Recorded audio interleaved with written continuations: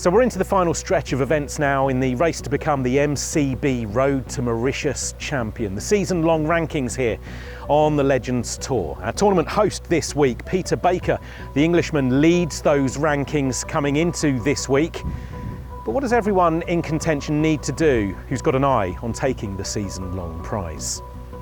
Well, for the Englishman, Peter Baker, even a victory here in La Manga this week isn't enough to seal the title, the season-long title for him, by the end of this weekend. Although, if he finishes in a tie or better than his nearest rival, Adilson de Silva, he will guarantee that he goes into the final event in Mauritius, leading the Order of Merit rankings.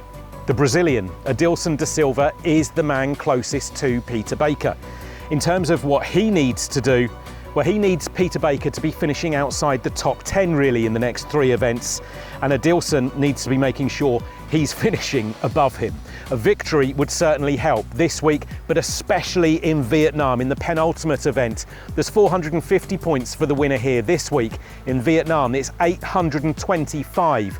Victory there for the Brazilian might be enough for him to either significantly close the gap in on Baker or maybe even just overtake him before that finale in Mauritius.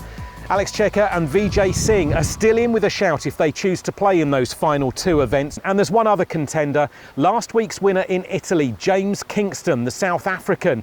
He could mathematically still be in with a chance of doing this, but he would now need to win all 3 of these final events here in Spain, in Vietnam and in Mauritius if he was to overtake Peter Baker. Quite clear to see right now, Peter Baker's the man sitting in pole position in this MCB Road to Mauritius, but it's sport. There's always a few variables and anything could still happen.